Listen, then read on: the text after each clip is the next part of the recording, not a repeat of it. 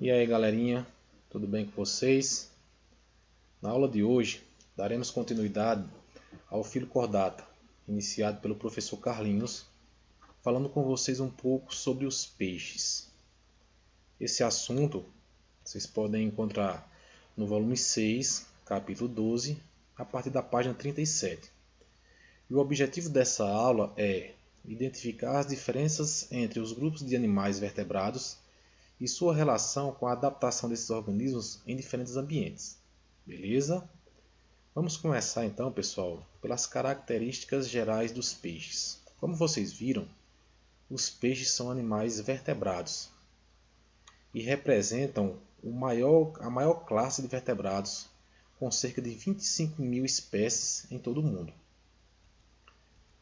São animais aquáticos, né? A maioria deles é marinha, ou seja, de água salgada, e também temos as espécies de água doce.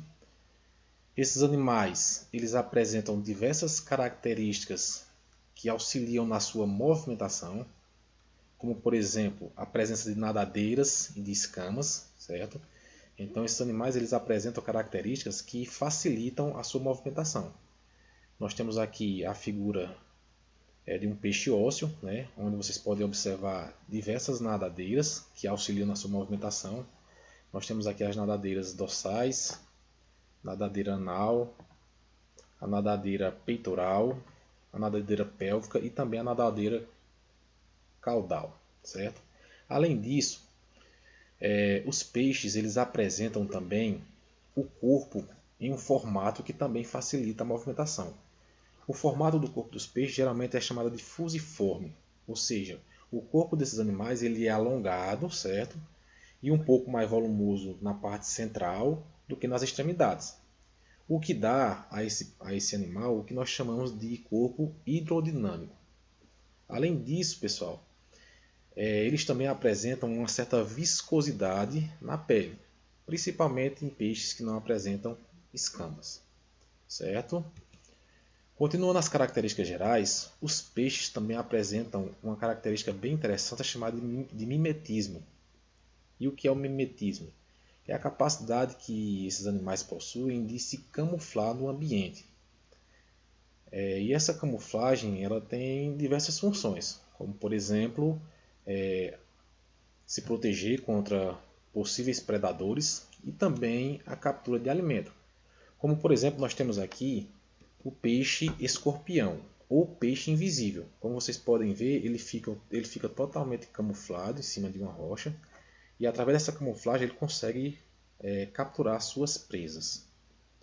Outra característica bem importante, pessoal, dos peixes é que os peixes são animais ectotérmicos. O que são animais ectotérmicos?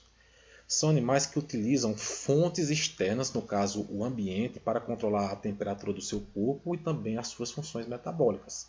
Ou seja, esses animais têm a temperatura do seu corpo controlada de acordo com o ambiente. Se o ambiente esfria, o seu corpo também esfria. Se o ambiente esquenta, o seu corpo também esquenta. Só para recordar a vocês, existem também os animais endotérmicos, ou seja, os animais que controlam sua temperatura corporal através do seu metabolismo, certo? E existe até uma terminologia um pouco mais antiga em que animais ectotérmicos é a mesma coisa que animais pecilotérmicos. E animais endotérmicos é a mesma coisa de animais homeotérmicos, como por exemplo nós temos a espécie humana, né? A espécie humana ela tem a capacidade de, através do seu metabolismo, controlar a temperatura do corpo a um nível mais ou menos entre 37 e 37,5 graus Celsius, mais ou menos. Ok? Continuando então, vamos falar agora um pouco sobre a sistemática dos peixes, ou seja, a classificação dos peixes. Basicamente, nós vamos ter dois grupos, os condictes e os osteíctes, que são peixes cartilaginosos ou peixes ósseos. Os peixes cartilaginosos eles apresentam esqueleto cartilaginoso, né?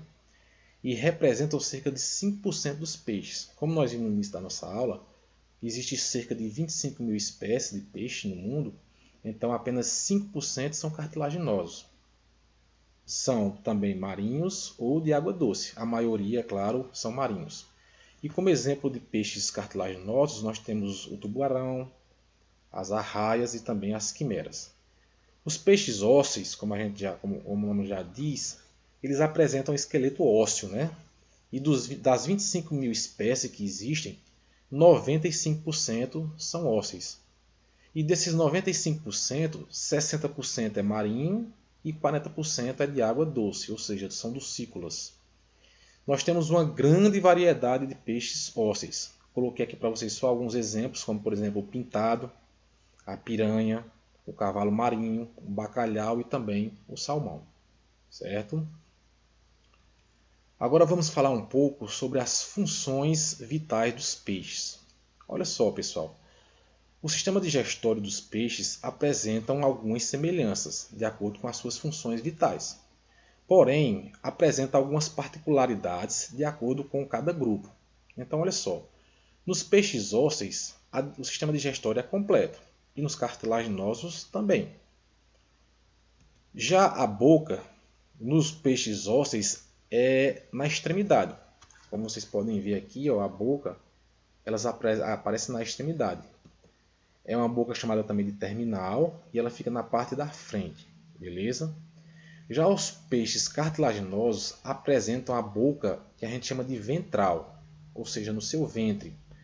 Ela fica voltada então para a parte de baixo, beleza? Além disso, os peixes cartilaginosos eles apresentam o que nós chamamos de válvula espiral, que é uma dobra interna no intestino desse animal que aumenta a absorção de nutrientes. Nos peixes ósseos, a terminação do tubo digestório é no ânus, certo? Já nos peixes cartilaginosos, existe a presença de uma estrutura chamada de cloaca, que é um orifício único, certo? E que tem 3 funções básicas, diferente do ânus no caso, né?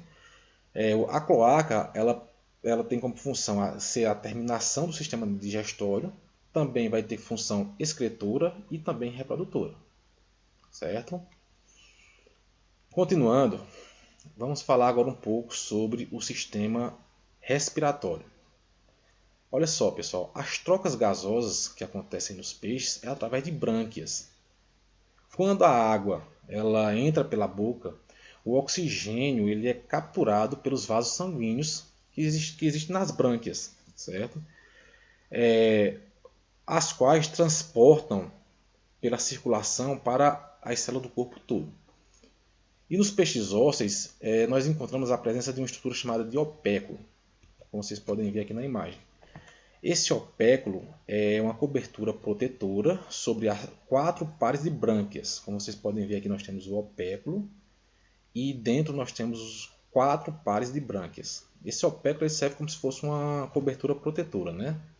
Já nos peixes cartilaginosos, nós temos a presença de fendas branquiais.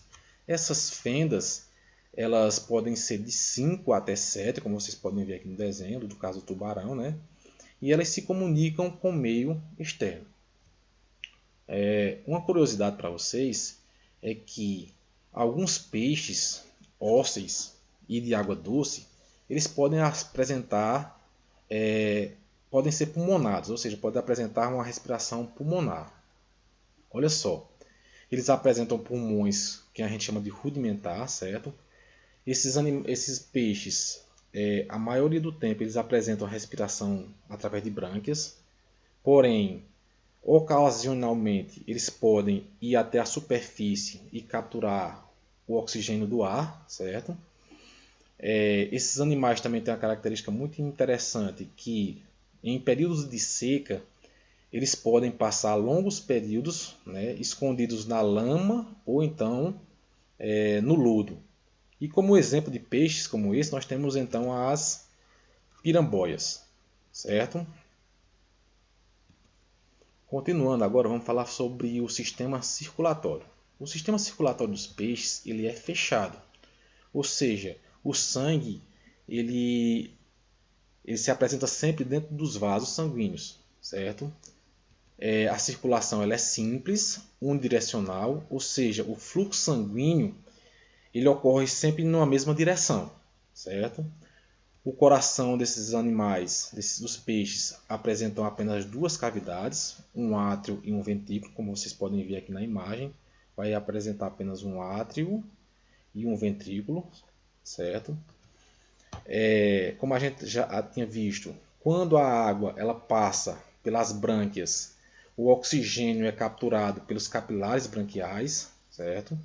Então, das brânquias, o sangue arterial, ou seja, o sangue rico em oxigênio, ele vai para o corpo, certo? Do corpo, o sangue venoso, ou seja, o sangue rico em dióxido de carbono, é encaminhado então para o coração e então bombeado mais uma vez para as brânquias, onde vai ser mais uma vez oxigenado, certo? A circulação dos peixes também pode ser considerada completa, por quê? Porque o sangue venoso ele não se mistura com o sangue arterial, ok? Continuando então, pessoal, vamos falar agora sobre o sistema excretor. Olha só, o sistema excretor dos peixes ocorre por meio de rins mesonéfricos. Como vocês podem observar aqui na imagem, nós temos aqui a presença dos rins, certo? Também existe uma certa diferença, né, entre os grupos de peixes. Nos peixes ósseos, o principal produto de excreção é a amônia, que através de uma estrutura chamada de orifício urogenital, que vocês podem observar aqui na imagem, né, o orifício urogenital, nós temos o ânus e também temos o orifício urogenital, certo? No caso dos peixes ósseos.